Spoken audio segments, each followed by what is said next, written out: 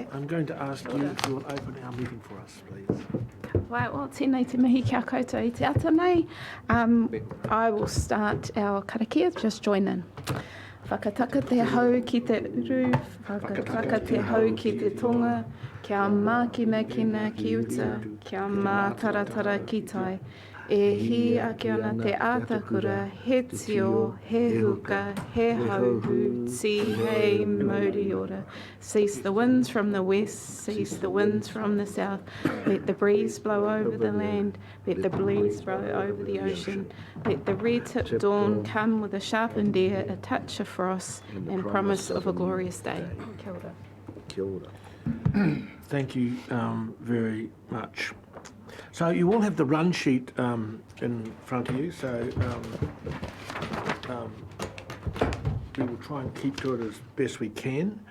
So apologies. We have an apology for Rick for lateness. Who else do we have apologies for? From James. Who else? Chris. Martin. Martin. No, Martin's present. Petty. And Petty. Isn't it Bergen, not Takawas? Mine will make this comment now, which does say that why are we having council meetings in school holidays when lots of people aren't able to attend? Traditionally, we keep the meetings light during the school holiday period for a very good reason, and it is manifesting itself today. Are there any notices? Oh, who will accept those apologies? Yes. Anyway? Will, all those in favour? Aye. Aye, thank you very much. Any notices? Yes. Michelle? A good place you're sitting, Michelle. How did you manage that? And I'm leaving at 1. I'm going to go to a staff meeting. You're leaving? Myself and Mike have. Oh, that's right, mine. No, so I'll be staying through, and Michelle will exit at 1. Okay, leave at 1. I'll be leaving at 2 Leaving at 2 because of school holidays. because of school holidays. See, Uppy, you I'll be withdrawing at 1 for a short period and then returning to the workshop. due to school holidays, Uppy, or is it just? No, your appointment.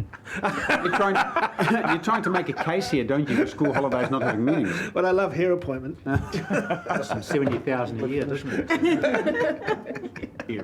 To shine it.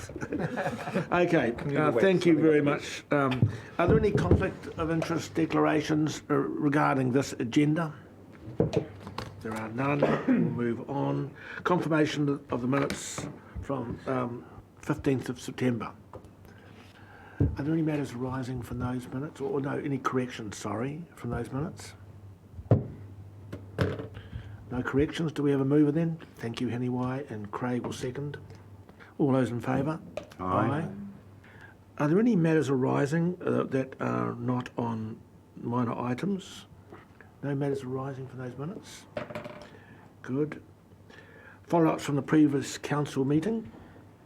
Quite a So, few. Chair, the paper's self-explanatory. Happy to take questions. Just a note that for the second item on the SOE report, I will email you all this week. Just really keen to get your particular areas that you may want that workshop session to focus on, or questions you might want to traverse during that, just so we can help the team prepare for that. So I'll send you an email. It'd be great if you could think about that and send us your reply or thoughts on that. Thank you.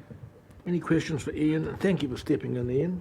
No trouble. Your kids are teenagers, eh? They are. I keep making my point, Sheriff. Get to it later. Any questions for Ian on the follow-ups? There are none. Can we have a mover to just accept the follow-ups? Heniwai and Sheriff. All those in favour? Aye. Thank you very much. Significant organisational activities. Oh, it's a bit of a list of those. Ian, are you taking this? We'll just take questions. Just take questions, Chair. So again, it's I've got one question. Right on point 1 under risk maturity. Steps include bow tie workshop. You guys have bow ties in your workshops. Can you explain it? What that means?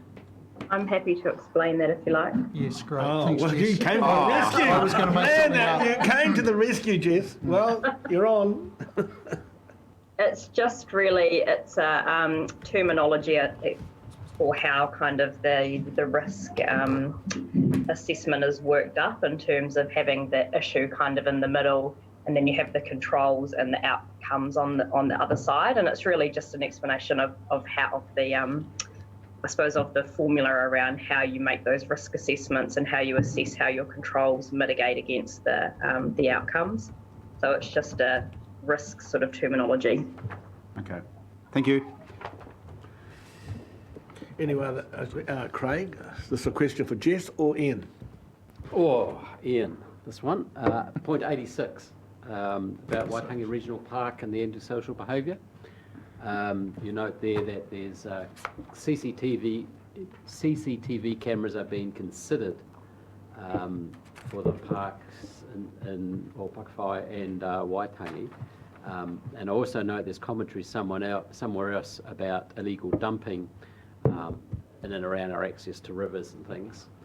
Could you just please expand a little bit in that all of these things are illegal and therefore they're things that the police should be aware of, or are the agency to deal with them? And are we engaging with the police in and around what's allegedly illegal behaviour at some of our parks, from illegal behaviour to the tune of illegal dumping? I'm just not quite sure why the onus is on ourselves to monitor that law and administer it when we have the police force to do so.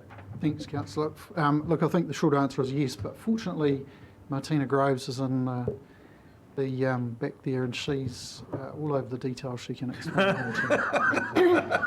So I'll just go for that. So, yes, anytime we come across illegal behavior or dumping, we do contact the police. And currently we are going and doing investigation as a where we can put a CCTV, how we can increase the visibility of the parks, because what we have learned that if people have access and the people presence is there, then the dumping and the behavior kind of seems to decrease. So there are two things. If there is illegal behavior dumping, we are talking to police. And we have Mark Greenston, who is more monitoring those sites. But Mark can't be at work 24/7, 7 days a week. So that's where we kind of have to see the times and days when we can increase the monitoring more. But it's all kind of long-term plan to put more CCTV cameras in the location where we experience those behaviour or. Okay, can I request then that, because this has been going on for a long time, and so we just have an eye on how many of these instances we've seen over the last, I don't know, 3-5 years or something, and then how many of them have been prosecuted and pursued successfully, and that may help some further discussions in and around CCTVs, because I don't see this as dumping on our parks. I see them dumping on everyone's park. It's just our joint backyard, and it's just not on. There is significant cost actually going with it. Each year we invest a lot of money removing the rubbish or car bodies, so it's definitely something we actively looking into improvement. So. Yes, and I've seen that commentary, but I've actually never seen the package of we spend X on cleaning, say, car bodies, drums, glass, all that sort of stuff. I've never seen that, and therefore if we invest this, we should have a better outcome and we'll measure it by X. So that's what would be good to see and to help, I think. Okay, RP, and then I'll come to you, Gerard. Good. RP, do you have You might be able to answer these questions for me. Through you, Mr. Chair. So I remember when some changes were being brought to the council around mitigating some of these impacts. There was rubbish, stock interference, car bodies being dumped. So access to the riverbanks was restricted by putting in place physical structures, reducing the car park size so that people pretty much had to stay near the gateway. And I'm thinking particularly of, it's on,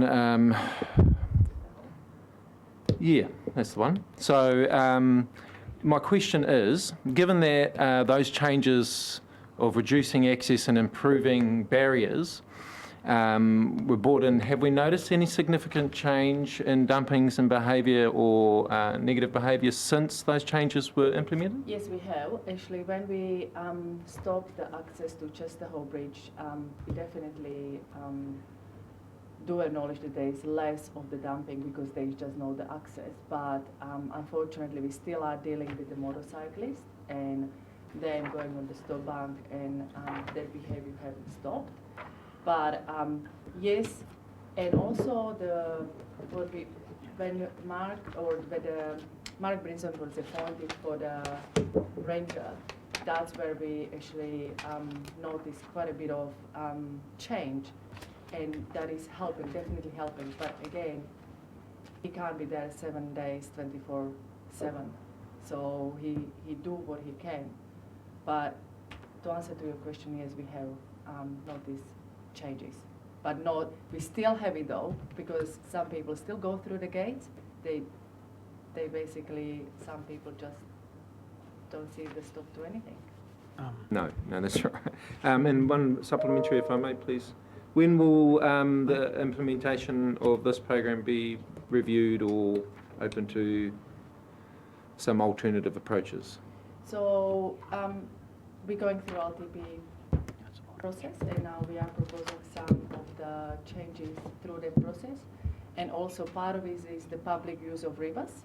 So where we're going to be more formally proposing is how we can all enjoy the rivers and how we can improve the access. And the Chester Hall Bridge, for example, that was a temporary actually. We just kind of wanted to see if that's going to work. But at the moment, until the public use of rivers project is not completed, we don't want to open up, but there are definitely opportunities to review the accesses to the rivers and what we're going to do with it. So LTP process and the public use of rivers project is there where we're going to know more, how we're going to manage it, what we're going to do with it. Thank you.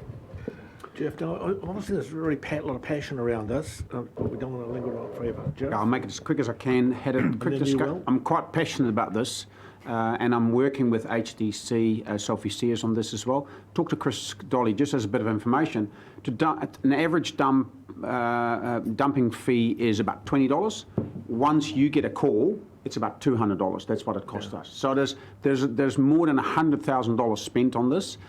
So I think we should actually take this further into a program or a strategy where we actually should work together actually to solve this, because it's getting worse and worse and worse. I see it in the rural areas, no doubt. Will sees it as well. It's just getting really bad. There are some solutions, but I think we need to work together on this. Thank you, Jeff. I 100% agree. Will? Oh, just more a comment, Chair, than a question, but just regarding, the last couple of weeks we've seen two quite tragic accidents on farms in Hawke's Bay, and so just noting there the four-wheel drive training on staff. I think it's just important for us as governors to know that, when our field staff are going out and travelling, off-road, that they are equipped with the right vehicle and the right skills to handle the environment they're in. So, Yeah, thanks for that, Will. That is dead right. There have been. Just on, I just want to comment on Waitangi Park. Part of the solution is to get the hapus involved, and the hapu wants to be involved in Waitangi Park, and they tend to protect it when they are involved. And perhaps that's part of the solution, the discussion that Jerif's involved in, because I just had a meeting at Mihorora.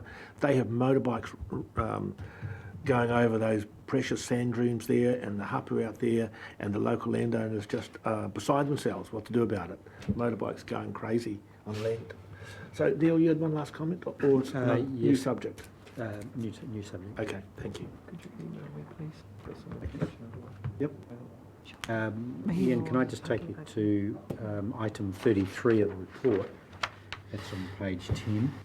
Marine and Coast, we've got the modelling report, stresses on the estuaries. What's the fate of that report? Is it coming to the Environment Committee?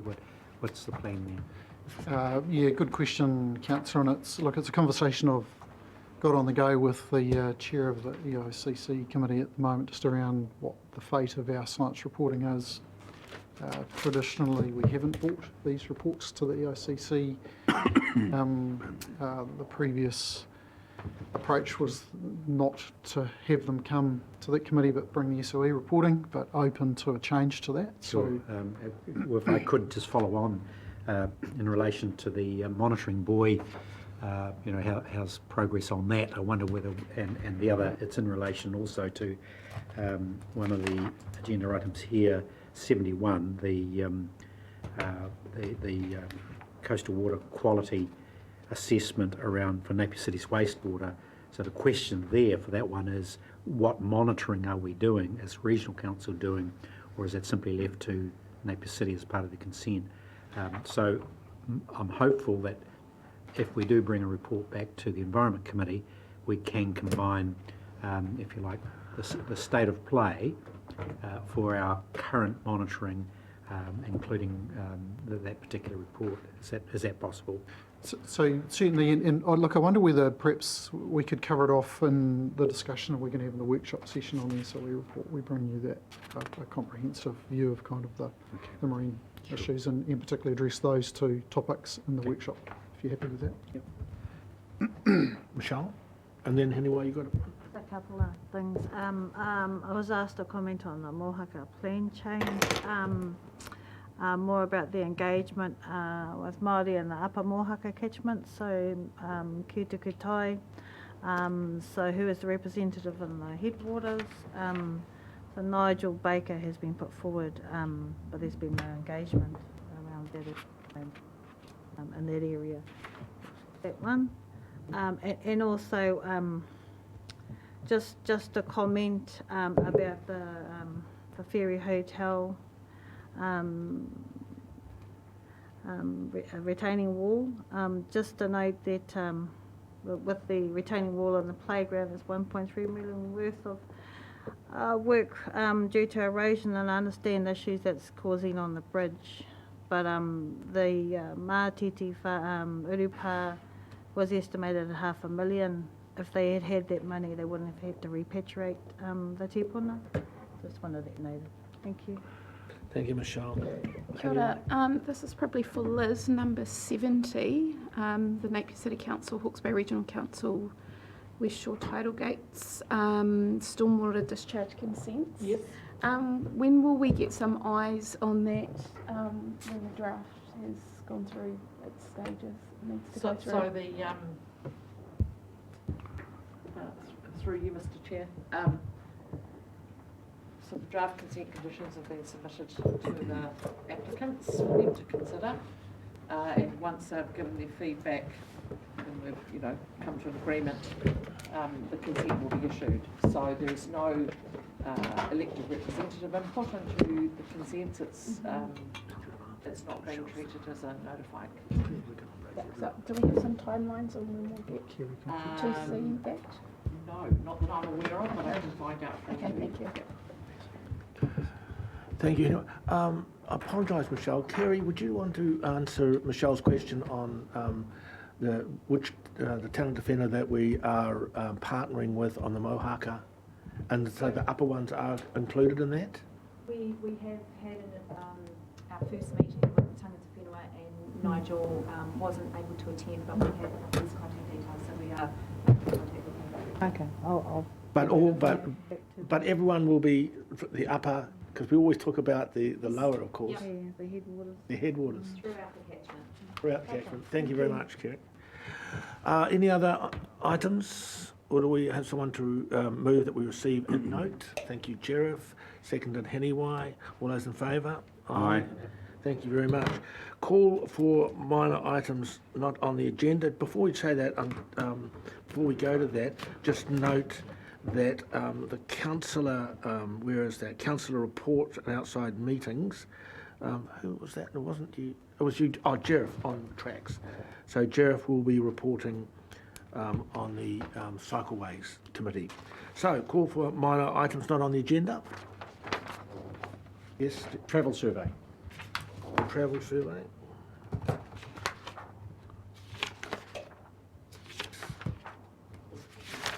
I'll do a quick update on HBUDs. Okay, Thank you very much. Decision items, report and recommendations from the Corporate and Strategic Committee. Neil, will you run that? Carter? Sure, just give me a moment, Mr Chair. You can find it in your notes. I'll get it quite quickly on here, Neil. Yeah, you'll keep. I move the report be taken as read. No, you will not. Just to Come in the room and cause trouble, eh? No, I'm just helping you, Straight Chair. up. Neil, would you Straight give up. us a Look, brief report on the meeting? councillors, you will recall the meeting on the 2nd of September covered a wide range of issues such as procurement, risk management, the internal audits, etc. The most particular item, though, was the Regional Water Security Program examination, which we've had. There's a long list of those items there. I'll move the report as read. Is there a seconder for that, Mr Chair? Yeah, I'll ask for the seconder. Pause for a second. Yeah. Now, do we have a seconder? I think we'll take Craig as the seconder. Yeah. Thank you, I'll Craig. give it to Rick. You've got to earn your right. You got to earn the You've got to be here for 2 minutes. He's, There you go. Okay, rightio. Are there any questions for Neil and Craig on this? But as I said, I wasn't able to attend, but it was a very heady meeting. Was indeed. Did it take a while? Took a fair old day. Any questions? It's well run. We have a mover and a seconder then. No, do you wish to speak, Neil, any further? Craig, do you wish to speak? All those in favour of accepting that report? Aye. It is received. Thank you very much. Item 8, a report from recommendation from the Maori Committee. Mike or Michelle, which one are you going to be the lead here? Mike is? So I'll take the report as been read. I think it's pretty defines itself. We have workshopped this over several hui, just to make sure it really does reflect the views of where the committee is going. I think the thing that may be of interest to councillors is that we've shifted the focus of the treaty to the front of the terms of reference. We believe that being the founding document of this country should actually be the founding document of the terms of reference for that committee. Other than that, Mr Chairman, just like to thank our subcommittee for the work they did in reviewing the document. Thank you, Mike. Michelle, do you have any comment? Nothing further, Dave. Okay, you will move, Mike? Yes. Michelle will second. Do we have any questions? Oh, that's right. Can't. We can't. Okay, Rick, were you there at the meeting? Who was there? I was there. Henaway was there. Will you move, Henaway? Yeah. I'll second. And you're second. Henaway, do you wish to speak? Rick? Any other people wish to speak? Then we have a move and a seconder. All those in favour? All right. Thank you very much. That wasn't a very loud aye from everybody. Okay, proposed schedule meetings. Now's your chance, Schedule Rex. of meetings. Yeah, no, that's right. Okay, who wrote this?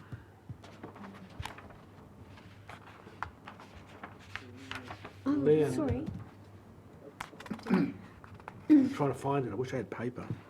Yes, if you had a bit of paper, you'd be right.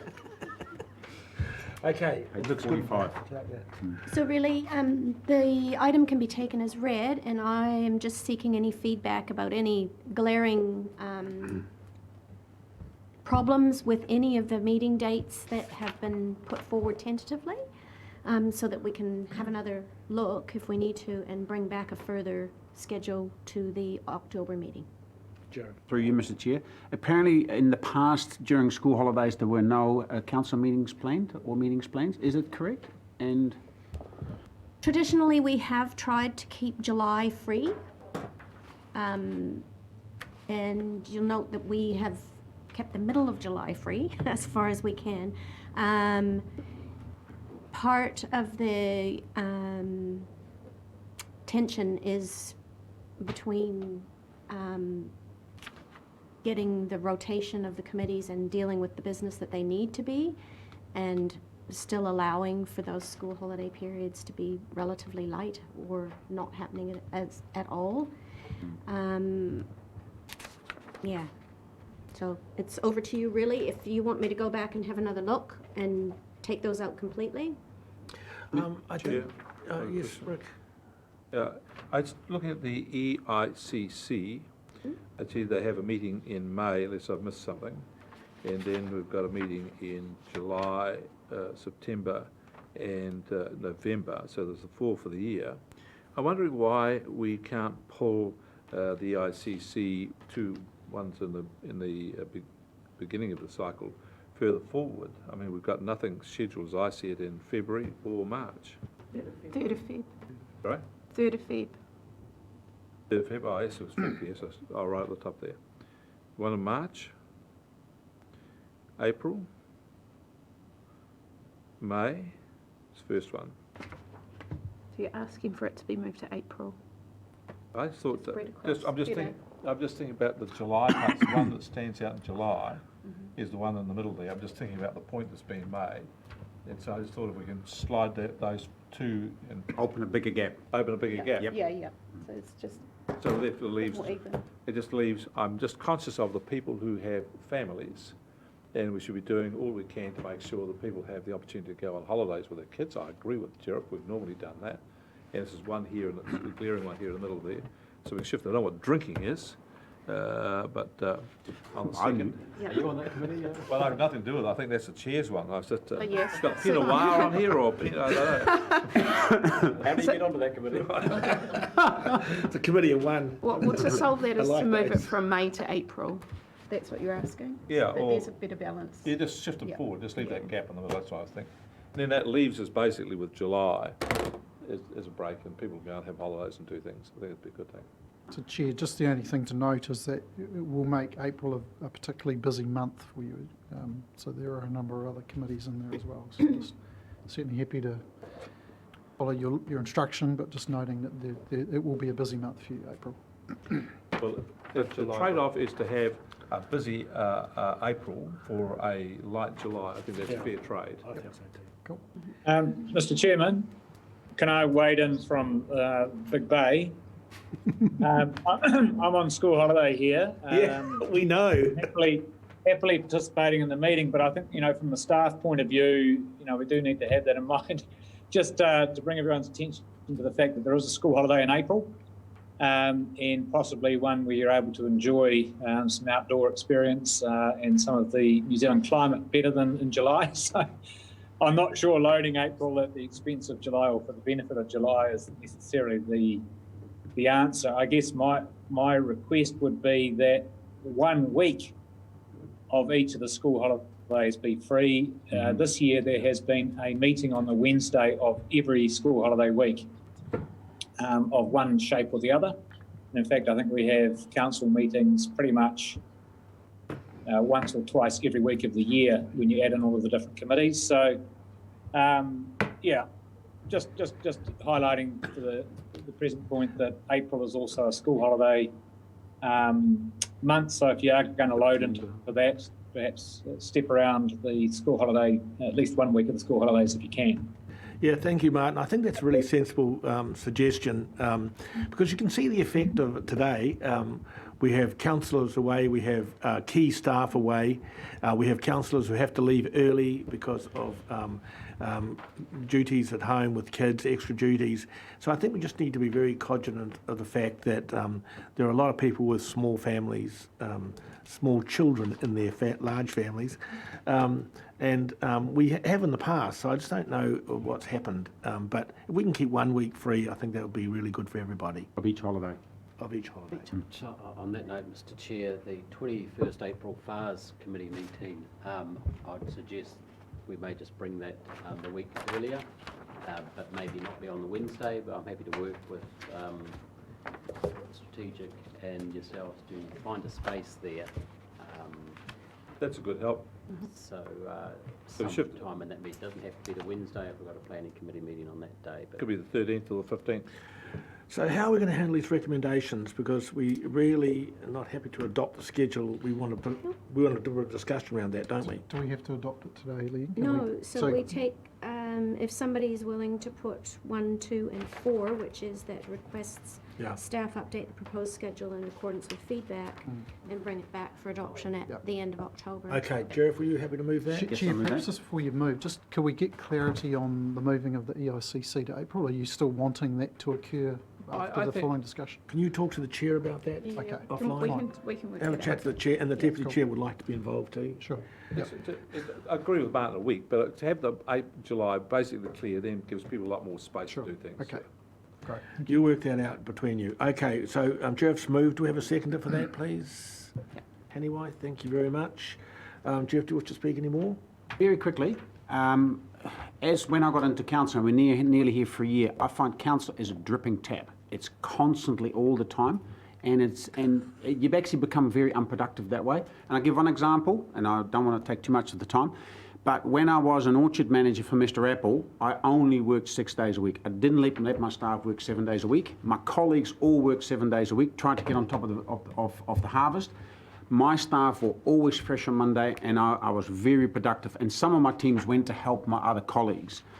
The point is, if you actually have a break and you know the break is there, guilt-free, you go on holiday like Martin has, I'm not sure whether he's guilt-free, but he's on holiday, then you're actually refreshed again to actually work hard in the community, rather than having that dripping tap all the time. That's all I want to say about it. Did you do 6 days a week when you worked for me as well, Jeff? I just want to... No. Did you get paid for 6 days a week? Okay, No comment. it is actually it is actually a good point. So we had a move and a second. Do we have any? No I'll one just make the other comment. Just, I agree with Sheriff, but see, we have Martin zooming in.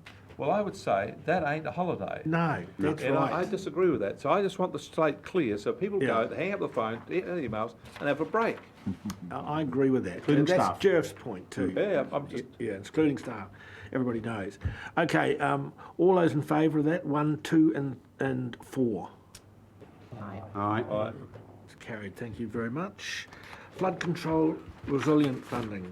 Ian, that'll be definitely you, I guess. No, it's going to be Martina and David, Martina. I think, are going to come up and speak to that on. So do you want to come and join us at the table, team?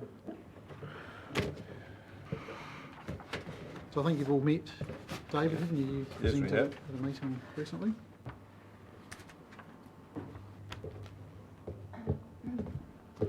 Martina and David, the floor is yours. Okay, just walking through it then, is it? Yeah. I know they've all read the paper, so you can just summarise it and take questions. Oh yes. So in summary, we're seeking a resolution from council for the authority for the chief executive to sign the funding contract agreement with the IRG for the flood control resilience funding projects, 4 of which are named in the paper. Happy to go into any detail and questions.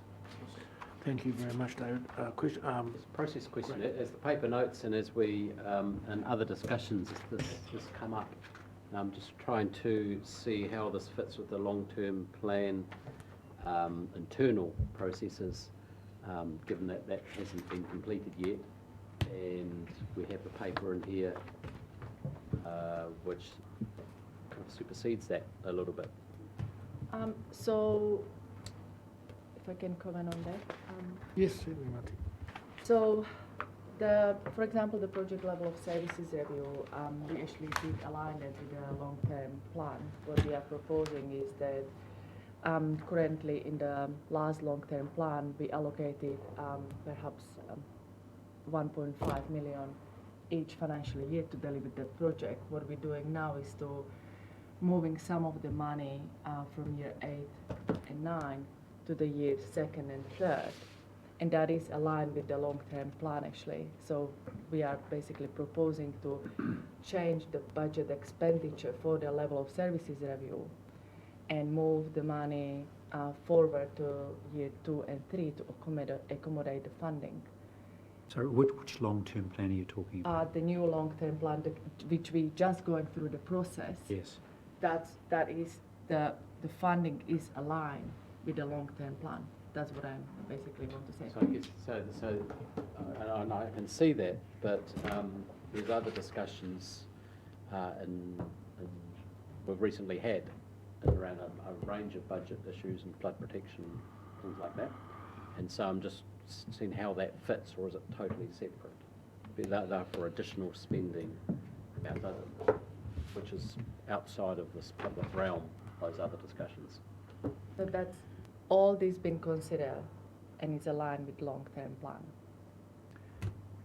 The new long-term plan coming into place. That didn't really answer your question. No, it isn't. So last Wednesday we had a workshop. Was it last Wednesday? And flood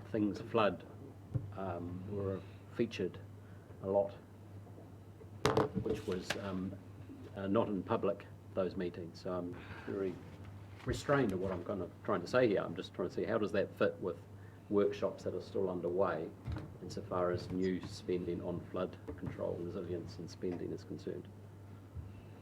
Is it totally separate, or is it part of those other discussions? It is part, so specifically for that flood protection project, the level of services project, that's part of it. It is part of the discussion we are having for the long-term plan. I understand that there's PGF kind of money and there was a time frame where the CEO and the ministers had to sign off. There was a tight time. I understand that, but just the way I read this, unless I've just got the wrong end of the stick, this because it's a full council meeting, us agreeing to this supersedes other discussions which are yet to be completed insofar as budget type long-term plan workshops are concerned. Yeah, I'm happy to jump in here if that's helpful.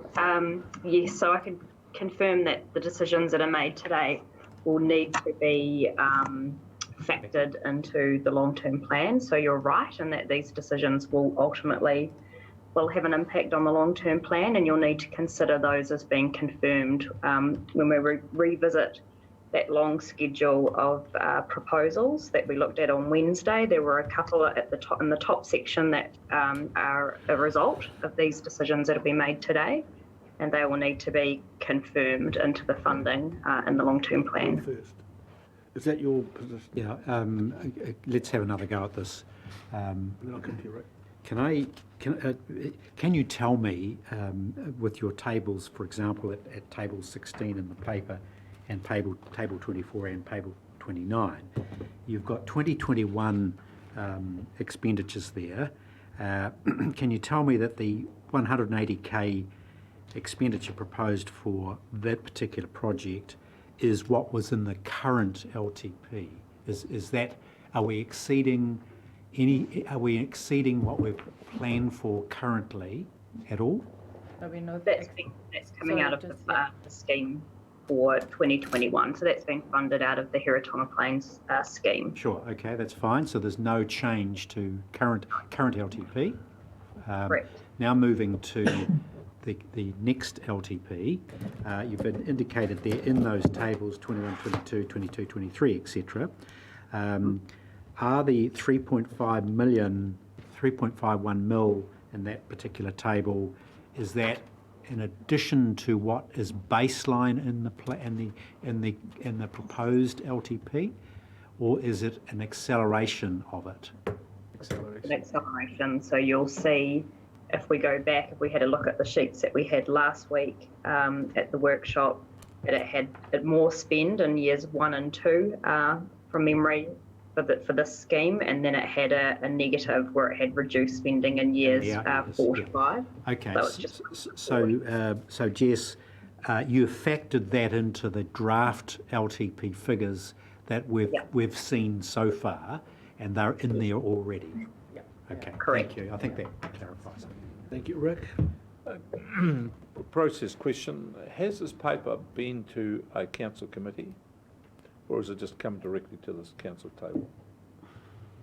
Well, Yeah, if I may. Mr. Chairman, this went to our workshop last week, and I thought we were all very clear that, save for Project 2, everything was a reallocation of existing committed, long-term funding, long-term plan funding.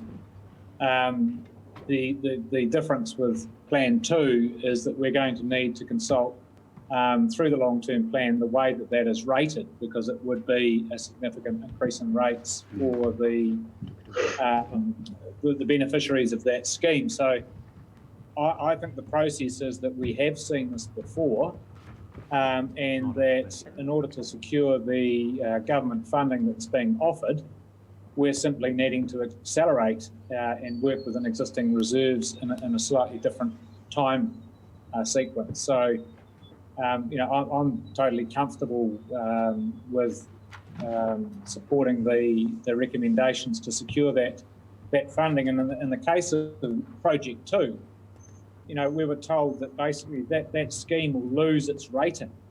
In other words, its flood protection level is at risk if we don't get on with that project. So equally, I'm happy for that one to be launched through the long-term plan discussion.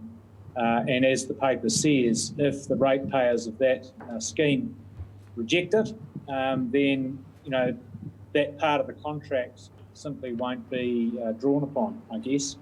In other words, we won't be drawing upon the funding that we've been offered to receive. So Rick, I'm going to come back to Rick because I'm not sure that adequately Didn't answer that. No. The point is that I wasn't going to merits of it. The thing that I was concerned about is the issues raised by Craig and by Neil and by others are issues that should be raised at a committee of the council meeting. And so all of those things are discussed, and then the paper comes up here with clear recommendations. That's my point. I have for years argued that papers need to go to council committees for work, and so they come through for a double discussion. We basically firm them up. I'm just sending that message. Sure. I just feel we haven't quite got this right. Not against the merits of the argument or the merits of the issues. Just commenting on Councillor Barker's position, it's quite correct. I think the paper should be commenced with, this is outside our usual process, and the council decides whether in fact we want to consider it in council alone or refer it back. In this case, Councillor Williams is correct. We actually have had eyes on it, but not in committee. And I think that ought to be stated. If we're going to adopt this today, we need to be doing it on the basis it's had one debate only, but we're comfortable with it or not comfortable. And with the acknowledging that it has funding constraints attached to it. That's right. Yep, absolutely. That's the issue. That's my point. Craig, do you want to? So, are we happy to do that? So I think that's good. So I'm good. That's bubbled up to the surface. And whatever we decide in this particular paper, therefore, why is it not true on every other single paper we had in the workshop? And I'm very reluctant to talk about something that wasn't in the public domain and any details around it because it's not in public domain. And I don't want to break those confidences, other than there was 42 items there, of which these are 2 or 3 of them that we saw the other week. So the other 39 items, why aren't they here as well? I can't quite see that process consistency. Because they don't have the same funding. Well, if it's as simple as that, which was the big highlight, which I alluded to, that I thought the CEO, there was a time constraint, we need a bit more depth than that, because I think that's the key, which is probably why it's here, is the Minister was going to sign off on something mid-ish October or late October, from memory, of which some of this was funding, and they need our CEO to be party to that. So I think it's as simple as that, and maybe that's why an exception maybe needed to be made today, but I'm guessing. But it sticks out. Ian, can you just comment on that? Is that the bottom line here? That is the issue, Chair, and except that the paper should have laid that out at the front. So this is brought to you direct to council because of a timing issue. Decisions need to be made today to meet the requirements of sign off by government on the funding. So that's so it's an exception to our rule. Are you happy with the exception to the rule? I do, but I also like to make the point that the rule isn't just to be bureaucratic. It's so that public have visibility. If the paper goes to a committee, it goes and it's debated once, then there's till the next council. People don't always get the papers and have enough time to respond. So this is about making sure that we're transparent with our community, and we're cutting short that period of transparency. And there might be implications about that. We need to be clear that we're doing it deliberately, and be clear that we're doing it for good reasons, and that maybe people are then out of the loop of that. It's unfortunate, but I think we need to be clear on those things. Absolutely, but are you happy with the exception today? I'm happy with the exception today. Are you, Craig? Yes, And with you the are. significance that here, the decision's been made of council spending of significant multi-million dollar spends here, with the caveats that you've described. That's all true. Yep. And the bit I'm just wanting to refresh without breaking that confidence again, that all councillors are comfortable in the larger discussions with having that. And I think we were supportive of it, that this is, they're comfortable with that, given those explanations, process issues aside. Okay, do we have a Api? Question for clarity. And you have a question too, Bob? Okay. Where would be the best place for me to find the broad outcomes of each project? I'm just conscious that the PGF funding had quite a bit of an employment focus attached to their funding. It doesn't immediately jump out to me in this report, so I'm assuming that's not the focus of the report. So where would I find those types of outcomes? And Yep, I can talk to that. So the contract that we've been provided by the IRG, we only received this morning confirmation of that contract, so those 30 days kick in from today. The social procurement for the contract is in Schedule 2, and I can forward that on. It's still in draft, the contract, because it's still being debated between a number of different river managers across New Zealand, but I can pass that information on in draft form to you. I'll wait till the work's done. Thank you. Will? Yeah, just sorry to raise it again from the workshop, but just as has been said, the Apatoki is a targeted rate required to match that contribution. Those ratepayers already pay quite a significant sum already, so an increase would be significant again. There has been a proposal put forward to staff, from a local contractor to potentially, refund or reimburse that contribution that would be required. I'm not in a position to talk to the merits of that or not, but if that wasn't taken up, I'd kind of want to know why, why it wasn't. So I guess I'll just leave that with you. Yeah. No, I think we should probably answer that, because this is the heart of the issue, the public debate. So, Ian, can you answer that? Well, I can't comment on that because I don't have the detail. Yep, I can talk to that. Yep. So with regards to the application from the local contractor, at this stage, because we're still at the beginning of this process and we've not actually figured out how we're going to work the subsidised funding, that application will be considered along with a number of other applications. The other thing that's worth noting as well is that by removing the gravel from the rivers in the Upper Tuki scheme, the last thing that we want to do is take gravels from the river and place them in a field adjacent to the river, because we're taking a problem from here and we're potentially creating another problem somewhere else. So it's in our best interest to weigh up the opportunities from some large stakeholders as well as to whether or not we can, I guess.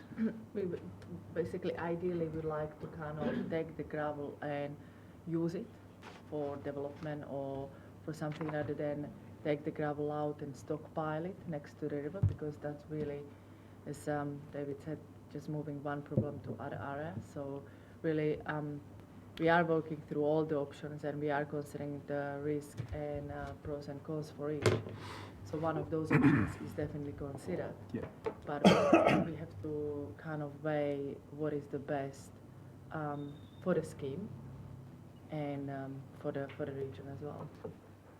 Just to add to that, the social procurement issues as well, and the competitive nature of the actual works, the proposed works need to be considered also. So, yeah, to answer your question, it will be considered as part of the overall.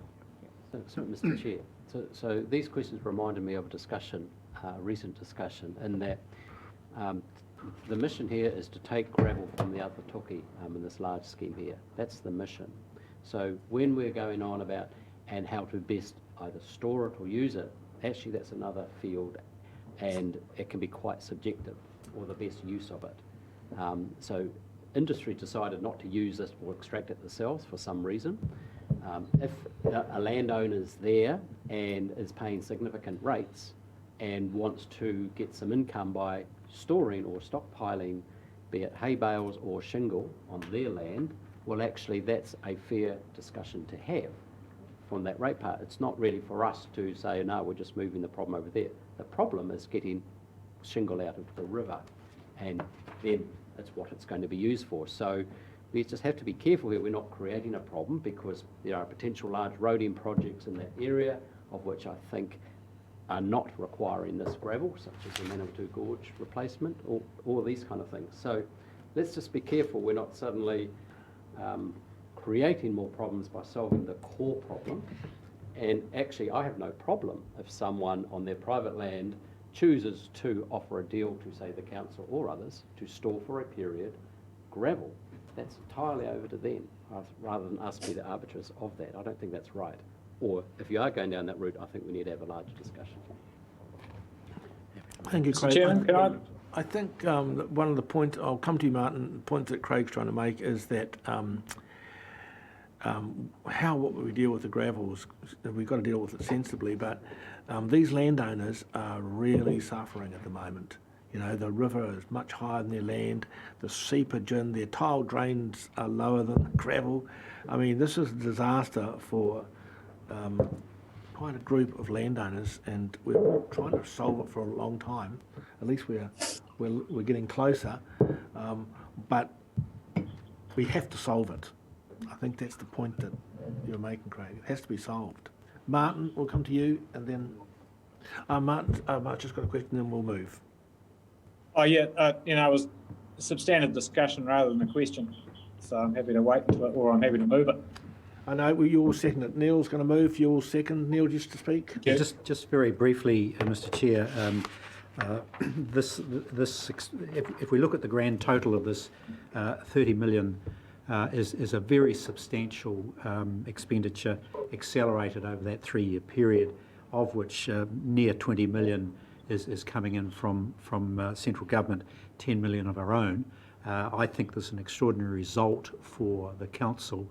Accelerate, and these are important projects. My concern with some of the COVID recovery expenditure is the value thereof. This clearly has value and merit for our waterways, for climate change, for building resilience, and so at that level I'm delighted to see these projects underway and advancing as they are. The one thing though that, and Councillor Barker I think correctly identifies this, is that this is a lot of money that the ratepayers are expending. It deserves the scrutiny of us on behalf of the ratepayers, and therefore that's important. There's a little niggle with me around central government funding accelerating at a pace that doesn't allow local government participation as it ought to.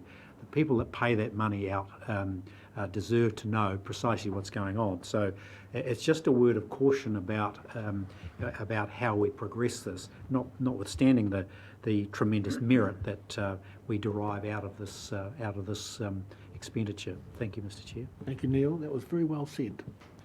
Martin, to seconder. Thank you. Look, I just don't think our ratepayers would thank us for standing on ceremony or process when we're being offered $20 million to do what is absolutely vital to the economic and social well-being of our region within an absolute core responsibility. So it always intrigues me when I hear different councillors raising process issues. I would have thought this is right at the light end of it. We're talking about funding that's already in our long-term plan, committed for these projects, and by accelerating that funding, we're accessing $20 million of government money. In terms of the Tuki scheme, there's no risk, as the paper states, in the sense that if the ratepayers reject the rate increase needed to retain a 100-year protection level, notwithstanding the government support, then we just refund the money, and there is no risk exposure to the ratepayer. So this is about as close to a no-brainer as you would get, and I think it's an excellent result.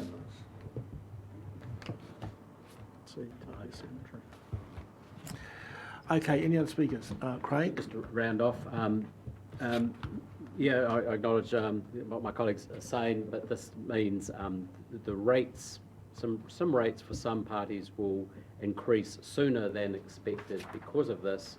Having said that, it's got a lot of merit to it, but it's a timing issue in that funding, which was in the long-term plan, has been brought forward, and so there is a cost to that, albeit, as Councillor Williams said, the direct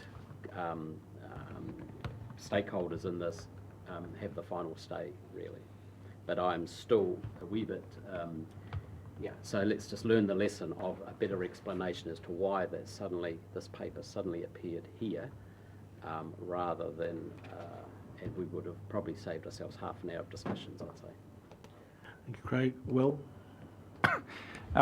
If I, just listen and my own opinion, I guess, down our patch is that the status quo in terms of gravel management, gravel extraction isn't working because it does keep building up. So I think to grab this money, this contribution from central government's no-brainer. So, and in terms of Apatuki, we obviously need to consult and work out how best to make that happen. Thank you, Will. Any other speakers? Just to wind up then, right Mr. Chair. Look, I was coming to you. Thank you, Mr. Chair. Well done. Well done. Yeah. They're giving each other compliments all the time. You watch. Mr. Chair, I make no apology at all for bringing to the attention of us all our responsibility to scrutinise the expenditure. I won't apologise for that. I won't be seduced by the money coming in the door to abandon our responsibility to our ratepayers to look closely at it.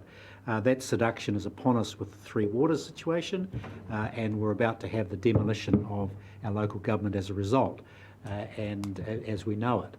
So I won't be apologising at one point in time for asking for proper process and proper scrutiny of ratepayers' expenditure. They pay the money, that's our job. Thank you, Neil. That was excellent, Neil. Did he? Neil very cleverly introduced a whole new topic here, didn't he? He was out of order and you should have picked it up. Slightly out of order.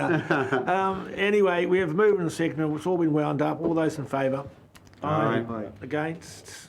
It's carried. Thank you very much. And thank you, team. Thanks. Well done. Okay, now, Rick, you're on. Item 11, fixing the com seal. I wish to reserve my right to speak. Do we have a seconder to Yes. fix the common seal? Jareth, thank you very much. Do we allow him to speak on this issue? Well, Mr. Chairman, shall I just wait until I get a reply on something to launch into a whole bunch of political rhetoric to score some points on this, or, what are we doing here? Out of order, Mr. Chair. We are on item 11, fixing the common seal. Do you wish to speak on the matter? I think that's a no. All those in favour? Aye. Thank you. Martin, have I not been noticing your hand up or something? You're getting grumpy. Oh, I don't know. It's just the grandstanding that goes on. And, Point of order, Mr. Chair. Point of order. We've got plenty of grandstanding going on, that's for sure. Yeah, easy, guys. Easy. Rightio. Information and performance item 12. Regional. You're on, Martin. Regional Council. Regional Transport Committee. We want no political grandstanding on the side, though. Well, I'm actually going to hand over to Charlie here. I wasn't able to be at that meeting, unfortunately. Okay. But, Well, you'll ask me to hand over to Charlie. Thank you, Charlie. You're on. Was well chaired, Charlie. Yeah, kia ora tātou. Thanks, Martin. You can obviously feel free to jump in whenever you like. So we did hold our meeting. One of the main topics for the meeting was going to be the Regional Land Transport Plan, which is currently under development. So at the same time, we held a workshop just prior to the meeting to discuss exactly what improvements had been done since the last workshop. So that was quite good. And that was our main decision item for the meeting anyway. Basically, the RLTP had been started off in June with the workshop, and we're halfway through it. We have employed Santec to do the drafting for us. They presented the workshop, which basically revolved around the program business cases to be developed for upcoming interventions or activities in the regional plan scheme or the regional transport plan.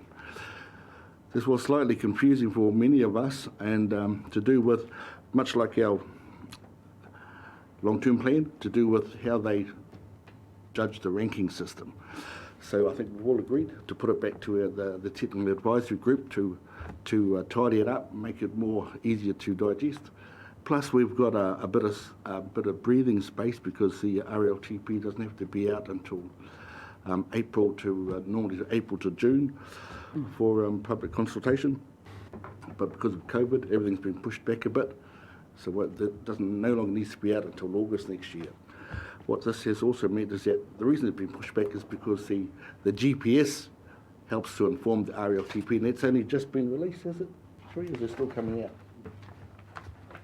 Yeah, it's not expected to be out till November, and so we're going to hold off and have another workshop, probably in November, December, and Martin's working on that to finalise the direction we're going to take so that we are aligning with the GPS.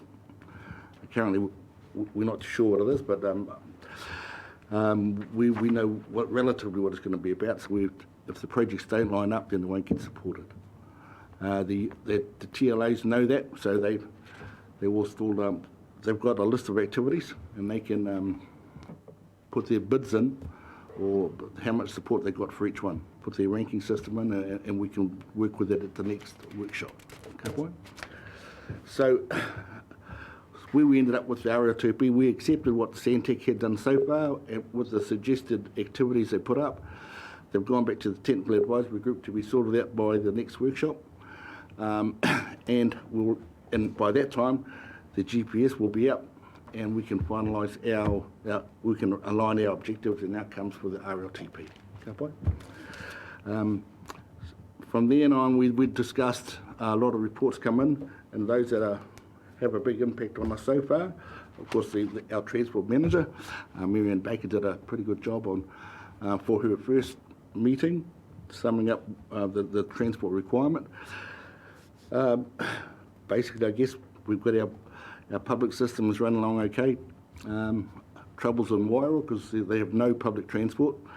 And that was brought up and discussed. And I think the team has got involved with the council and others, with probably the District Health Board is another one, and the Disability Trust in Wairoa. So they're going to work together, try and come up with something. It is a bit of a hodgepodge of I think the guy in the middle is the Disability Trust, and he gets paid off against the District Health Board and the Transport Committee. And at the end of the day, there's not enough money to actually fund his activity. So I guess the mayor's going to have to sort something out. Might have to take some leadership in Wairoa. Maybe they have to look at ratepayers footing the bill. But I think, and Alex was keen on looking at that as well, having a similar discussion with our staff to do with Central Hawke's Bay. Okay, what else do we have? Okay, there was the public health, the public bus update, and the public transport is really the busing service and the disability or mobility service. So, yep, so they talked about the new ticketing system being online and it's working very well. Its primary advantage is that it gives us a lot of up-to-date data on who's using it, who's getting on where and when. All we see is that the bus when it pulls up out of here and it's empty, but it's actually probably lets people off down the road a bit further. We don't see the rest of that result. So hopefully this ticketing system will solve all that. And obviously it's cash-free. It's an online system. People just buy this stuff online. So no money changes hands.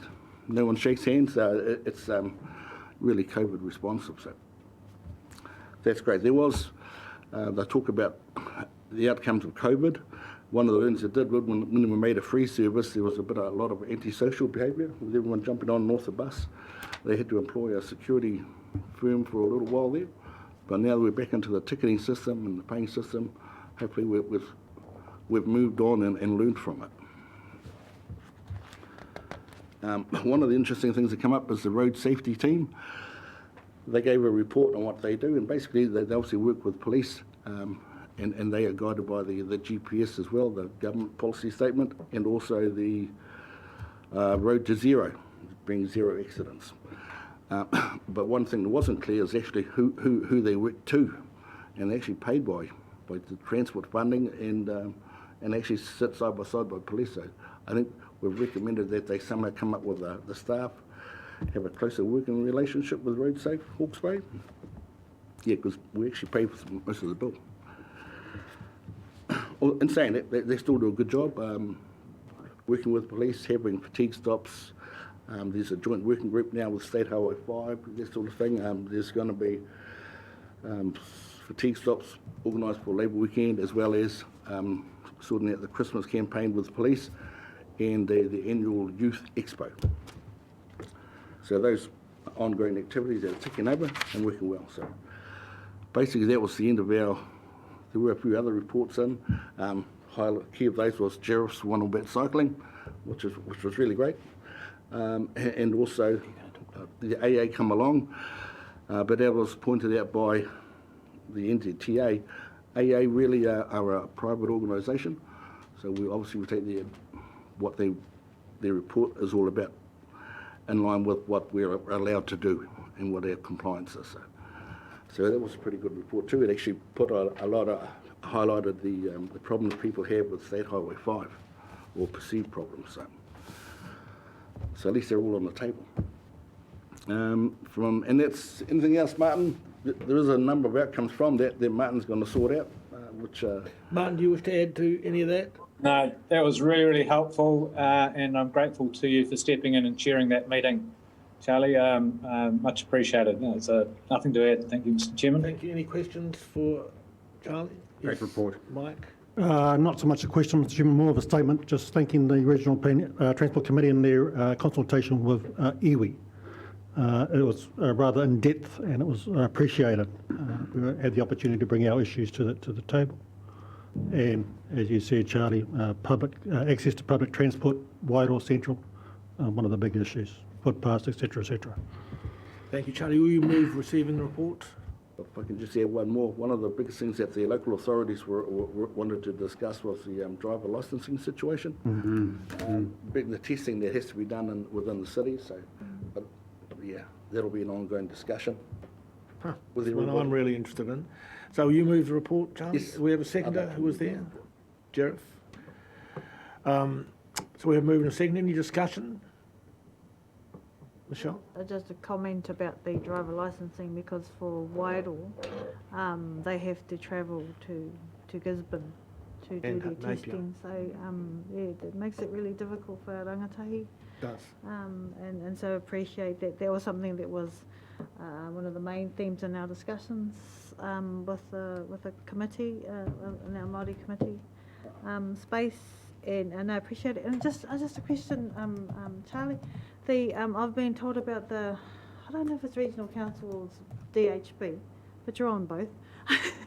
The van that goes from Wild Hospital to Hastings return, I'm hearing that people are turning up. They're booked a week ahead. They turn up and there's not enough space.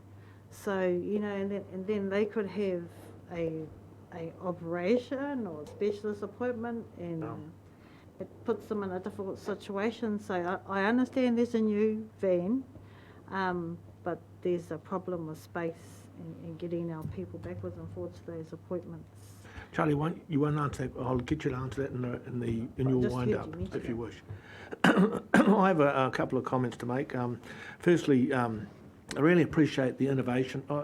You've got comment too. Yeah, okay, I'll come back to you, Api. I really appreciate the innovation which is going into the Transport Committee. It's definitely a new era, and you guys are doing a really great job leading it for our whole region, because you just remember, of course, everyone, that the Transport Committee involves all of Hawke's Bay, all the TLAs, everyone's there, but Regional Council lead it. I just want to make a comment on the licensing. I had a teenage just get a licence. It is a complete and utter abomination. It is the best example of poor government and weak government in this country, that we put these kids through these licensing structures, that it's privatised, that we won't allow getting a licence in Wairoa or Central Hawke's Bay, that how on earth does a solo mum in Wairoa get her child through the licensing? All we're doing is making criminals out of young kids early on. It is a total and utter disgrace So if you're going to impact on that, I mean, I've just been through it with a middle-class smart kid, and the cost to us was unbelievable. How would you do it from Wairoa? It is just dreadful. So, and all these people running around doing the extra things and licensing, it's just added huge cost to our nation. It's pathetic. Just want to make that little speech. Api, is your speech as good as mine? Mine is not as passionate as yours, Mr. Chair, but I do endorse those comments, particularly with regards to our rural sector. Mine is more about my understanding in the background with regards to the Regional Transport Committee's absence from the streaming and access with regards to public. So it's one of the committees that I find difficult to engage with. Could I be provided with, or who could I talk to around the difference to the way the Regional Transport Committee is presented to the public as opposed to all our other committees? Talk to Martin and Charlie, and they will have to work that out for you. Cool, thank you. Are there any other speakers? But I'll hand back to you, Charlie. Do you want to answer? One yes? more. Back to this, the vehicle the licensing. There is a direct correlation between youth unemployment and able to get licenses. So it's just dreadful. I totally agree. It's dreadful how that situation exists. I don't think anyone knows apart from the people who live in Wairoa, and Central Hawke's Bay. I understand. Oh no, everyone's affected by it. It's how a poor person, a poor family under financial stress gets their licence. I have no idea. It's impossible for them. Chair, you may note that it was one of the outcomes of Matariki a few years ago, of which it seems to have stalled because this issues have been around for a long time, and it was a focus of one of the Matariki outcomes, and you're still having the same frustration as are others. So maybe it's addressed that's in a actually a leadership different. forum. Charlie, before I get another rampage, can you answer, can you answer Michelle's question about that van? Because that is transport, and that is significant if person's got an operation and they can't get on. Well, I'm not sure the relationship between what happens in the Bay and what happens in Wairoa, because you've got disability service down here where taxis are subsidised to take people to appointments and stuff. Are there any taxis in Wairoa? Yes, no. What they have in Wairoa is you have the hospital bus, which is paid for by the District Health Board. People book onto it. It can only take 8 people. That's a small van. If one of them's in a wheelchair, that takes up half the bus. So they do have to book in. And if they're disabled to start with, they have to find someone to drive them to the bus, to the van in the morning. So it's a challenge you need to get on top of, because we can't have people missing out, can we? Well, tell us about that. It's all about this centralisation of services. They pulled all the medical services back into Hastings. Education is taken somewhere else. Policing is now done from Gisborne. To be honest, Wairoa's dollar is worth a whole lot less than your dollar down in the Bay here, on a lot of levels. So that's one thing that has to be sorted. It may well be that Wairoa does have to pay a transport thing, and the ratepayers have to get on board and get a system that they can actually use. Because, as I say, there's the disability buses in Wairoa. He runs a sort of taxi service, but people actually, and he has to then take his numbers of who applies, puts their addresses in to the contractor that runs it, the subcontract by the DHB, and it might only be for like 70 cents a kilometre. So, it's not. He's going to solve your problem for you, Michelle. There has to be a combination of things to do with.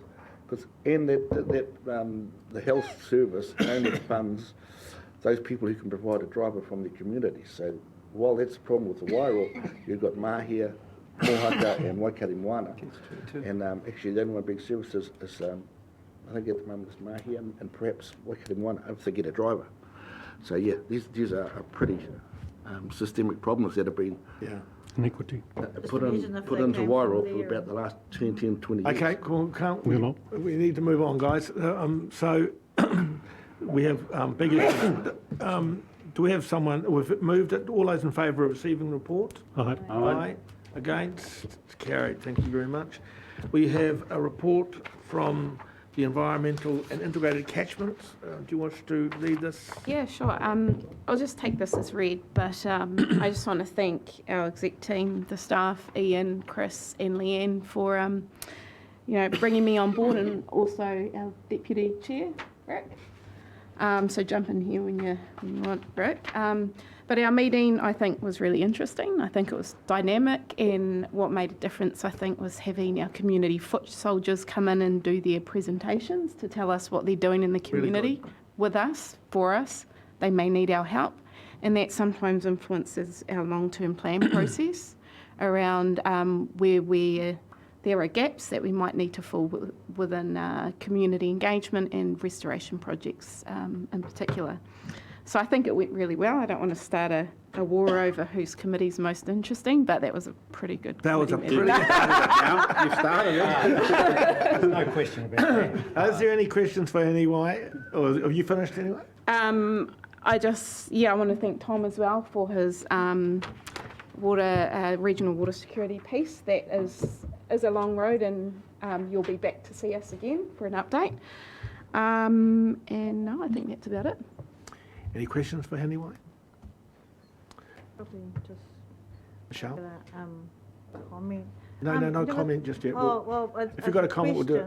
About Your question, thank you. Well, the genesis of Section 17A was my inquiry and lockdown as Pest Control Central Service. And then we had another hui with Osprey, and then we had another hui with the Regional Council Pest Management. And then I questioned weren't there trends in the monitoring. Then the result of that report said that there was a lack in monitoring. So yeah, I saw this online, and I'm just wondering if the consultants. The independent consultant's report, is that been finalised, or is that just as feedback to date? Sure, I'll hand that over to Ian. Yep. So through you, Chair, and just for clarity, we had been working towards a 17A review for this particular area of our business well before lockdown. We just hadn't got to the point of contracting it. And I don't recall the detail of the questions around our PCA monitoring when they were raised, but what we did say is that the monitoring at the point that we were conducting was giving us no indication of an issue with possum numbers exceeding our residual trap catch numbers. So we're saying that it as designed, it was giving us information that said we were in the right space. What the report has said is actually our monitoring is out of step with best practice. So that's the piece of work now we're going to bring back to Council in the future to say, in fact, it's a fundamental shift in the way we're operating our possum control activities. We want to bring that back for discussion and debate. And yes, the report is finalised. It's in the public domain. It was attached to the Council Committee papers and will be the basis for further information and advice back to Council for further change to this particular part of our work, because we acknowledge and accept all of the review's findings and acknowledge and accept that there are a lot of things we need to do to bring about the improvements required, identified in the report. So that work is ongoing. Thank you, Ian. Mr. Chair, just note, I recall Michelle asking that because I've been very interested in those exact same issues. So it's a sober. Hello, Ian. I'm still on a council meeting, so. Ignore that. The kids will come running past soon. Very sombre reading. So I think many of us are going to keep very strong, close eyes on progress as we charge towards best practice from where we may be at the moment. Thank you. Any other questions? Api? One question, please, Mr. Chair, and that's with regards to item 2, the call for Certificate of Appreciation nominations. Could I get a list of previous recipients and the background to that award so that I can consider who I might be able to forward for nominations? Was in the papers. Yep. On the 16th? Papers on the 16th? Yeah. Cool, Yeah, thank you. it wasn't there. That's just what Thank you. And I hope everyone's thinking about that. Any other questions for Haniwai? Michelle? I'm just around the regional water security community engagement options on item number 10 on the report. I'm just wondering what does the Maori engagement look like in the space, and especially tangata whenua, referring to tangata whenua. What are the PGF requirements with regard to tangata whenua in the space, and Has a cultural impact assessment report been done around there? So that's going to be covered in the workshop this afternoon. Oh, Do you, what is the Tana Te Whenua engagement around this? Tom, do We can cover that extensively in the workshop this afternoon. are you happy to wait for the work? I won't be here. Oh, you won't be here? So I'll leave it with Hiratanga. I just, in summary, we've had substantial consultation with Tana Te Whenua leaders, including 2 treaty groups involved in Hiratonga, and the iwi leaders over the last week, which we were going to report on after. But I think and when it comes down to it, and then it's down to the hapu, the mana whenua. You have your leaders, but have our mana whenua been engaged? That's. Well, we're starting at the top and we're working down. Well, that's not how it works. Yeah, we don't think. Are there any other questions for Haniwai? Otherwise, Haniwai, you'll move the Rick will second. Do we have any other do you wish to speak? Oh, just that I really enjoyed chairing, so thank you. Yeah. Rick, do you wish to speak? I do. I thought it was a really interesting meeting as well. I think it's really good when we bring the public in, and if you can keep that as chair, I think it just makes them more accessible to us and us more accessible to them. I thought it was a really good session. So all those in favour of receiving... Mr Chair. Oh, sorry, Martin, I didn't see you. Yeah, sorry. I mean, I wouldn't mind just a brief a mention of one aspect. If we're about to move, I could wait till that's been moved and seconded. It has been moved. We're into speeches. All right. Okay, well, just to, I guess, underscore the importance of the regional water assessment aspect of the recommendation. I know we'll be discussing it further in a workshop, but to me, in terms of taking the region with us on the water security conversation, we're really going to have to get that regional water assessment dimension of the overall program right. And there was some discussion at the last meeting about, do we really need to have a panel and can't we just sort of get on with that as fast as possible? I think if we're to have an enduring solution to our water security woes that have beleaguered the council for some time, this is something that is worth spending a bit of time on. And just recall that the recommendation from corporate and strategic was that there be a targeted consultation program for that aspect. So, yeah, look, I just remind councillors that this could be the part of the discussion where engagement really pays dividends if we're going to get runs on the board in addressing water security. Too much haste may actually not be productive. Thank you for those comments, Martin. Are there any other comments? Therefore, I'll move. All those in favour? Aye. Against? It's carried. Thank you very much. Councillor reports from outside bodies. We'll leave 14 till 1:30 when our guests come in. We have Will. You were the only one doing it, weren't you? That was me. Oh, Sheriff. Sheriff, sorry. See, you swapped us over on seats as well. While Sheriff talks, on page 27 was the map of the cycle. Yeah. So it's quite... Yep, okay. So I'll give you a bit of a report. At the Hawke's Bay Cycle Governance Committee, I gave an ad hoc presentation and everybody said this you need to formalise and actually take to the TAs as well as the Transport Committee. So Martin was so kind to actually give me 10 minutes and I think I took a little bit more than 10 minutes to actually talk at the Regional Transport Committee. And Charlie allowed me even to stand when I was presenting, which you have to have permission for by the chair. But anyway, so the objective of the presentation was multiple. One was climate change. We need to actually change our mode of transport. Secondly was we actually using cycling and walking as recreational forms, and we actually should use them as transportation forms. And the I followed a procedure of, first I talked about the benefits of cycling, and the Hastings District Health Board is really on board with this and can see that this is actually very important, that we need to push this. I talked about safety, and there is absolutely no safety in cycling here in Hawke's Bay.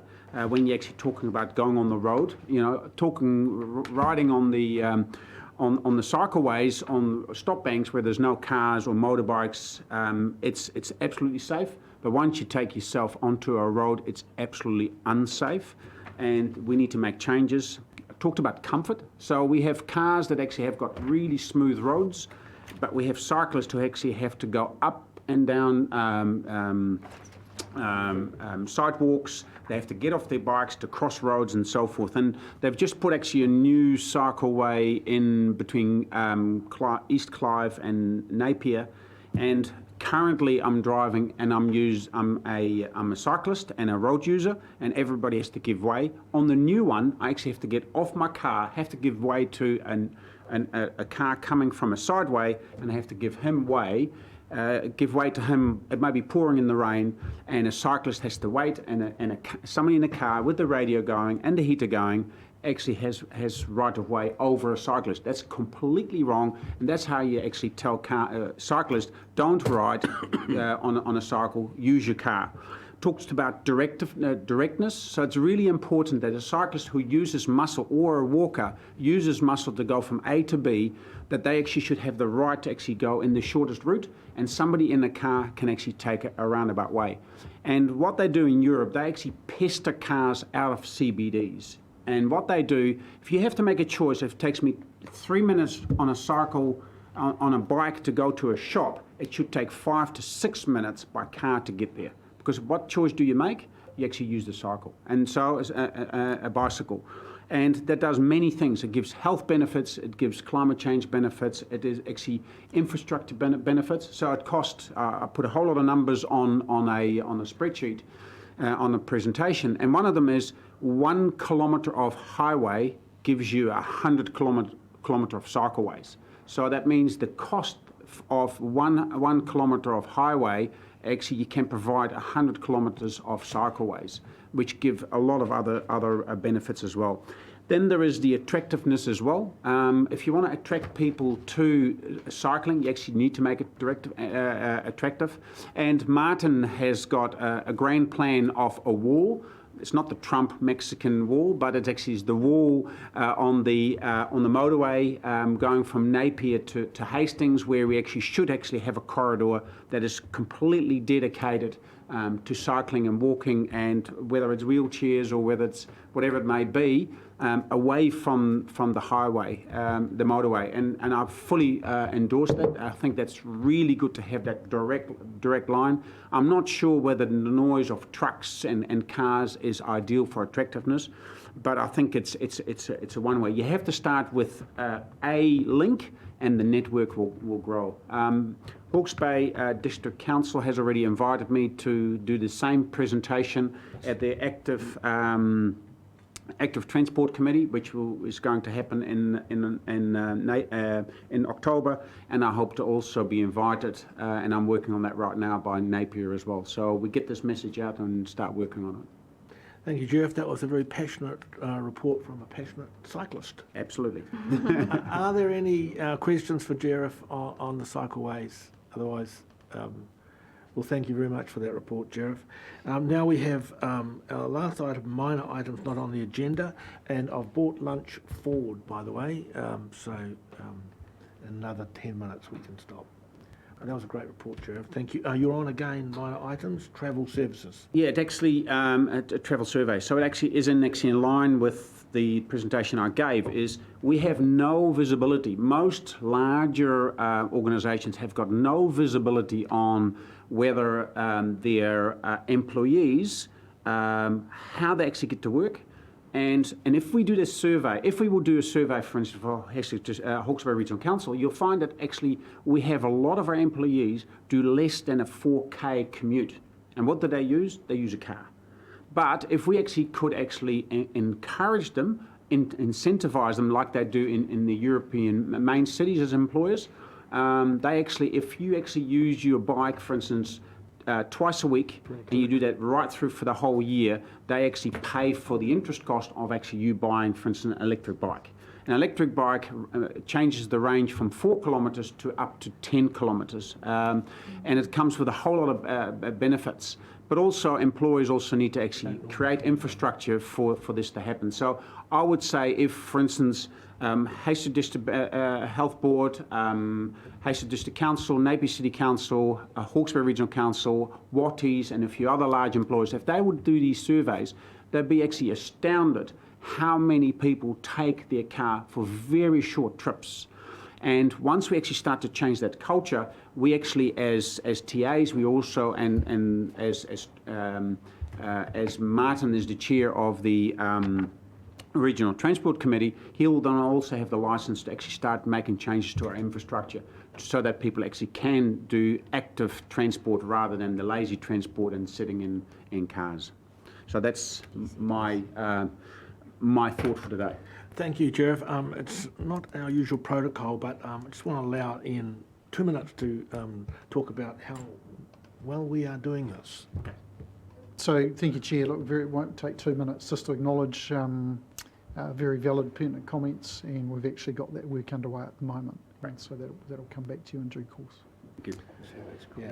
Yeah. So one other one item not on the agenda was HBUDs. I just wanted to update everybody on HBUDs, just to give for those who are not aware, HBUDs is the regional authority that looks at development on the Hiratonga Plains primarily, the expansion on the Hiratonga Plains. It's very much out of date. If you read the document, it doesn't talk about the precious soils on the Hiratonga Plains as being the major kaupapa there. It talks about how you are going to manage the expansion on the plains, not in the first instance, how do you protect this as a taonga. So there's some vigorous discussions on that, how we go forward. The government is also looking at what they're doing, and there was a feeling from some of the staff of other councils that we should wait, but we don't think that wasn't agreed by the governors. We're going to plough ahead with HBUDs because every year we see an incremental growth in loss of the Hiratonga Plains, and we all know various large paddocks which have gone under in the last 2 years, and it's just not good enough. It can't continue. It's got to stop, and everyone around that table is very aware of it, and we've got to figure out where our factories go, where our houses go, but one thing for sure, they cannot go onto the highly fertile soils of the Hiratonga Plains. So just let you know, that group is meeting regularly. It hadn't met for over a year, and that in itself is a bit of a disgrace, but it is going to become very active. So that's the final note. That is the end of our meeting.